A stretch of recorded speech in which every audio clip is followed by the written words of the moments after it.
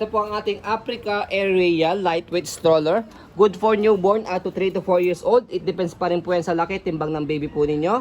Okay, reversible, handle, high-seated, full canopy, already washed and ready to use. Ito po yung details po niya one by one. Okay? So ito po siya kapag naka-full canopy. Ayan. So yung kanyang peekaboo sa loob, dalawa po yan. Pag naka-reverse yung handle. Okay? So fitted siya. Pwede nyo po siyang adjust ng ganyan.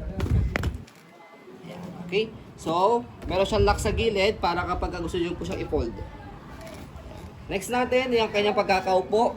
Meron siyang newborn pad sa head and body. Yan. Okay? And then harness niya, 5 harness. Safe na safe si baby, wala po siyang putol. Ayan. Okay? And then leg rest, adjustable po siya. Kapag nakaupo, move nyo lang siyang backward. Ayan. Okay? Kapag naman po nakahiga, adjust nyo po siya dyan sa likod. So, ganito po siya kapag nakahiga. Okay? Front handle, ayan, meron siya kasamang pad. Press nyo lang po dito sa color white kapag lalagay o tatanggalin nyo po si baby. Ayan. Okay? Next natin yung kanyang footrest, tapakan ng paa. Okay? Pati yung kanyang gulong. Combination po ito ng color black and lining na color green. Yan. So next natin, yung kanyang body frame sa right side. Ayan.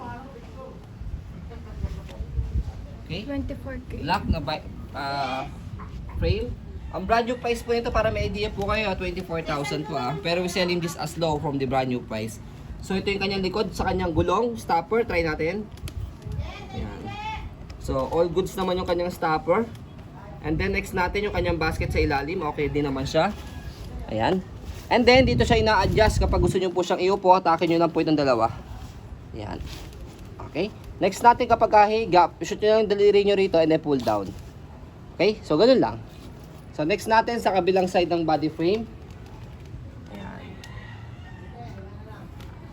Okay. Next natin sa kanyang handle.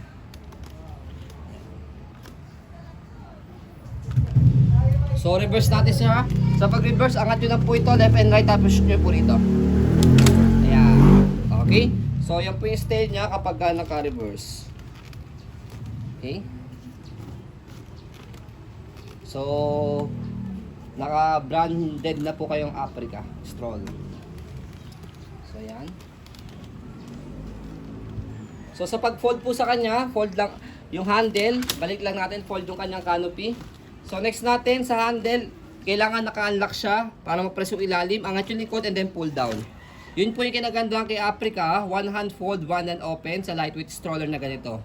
Kaya sa pag-close sa kanya o sa pag-open sa kanya, same pa rin naka-unlock, press yung ilalim, angat yung likod and then bubukan nyo lang po siya.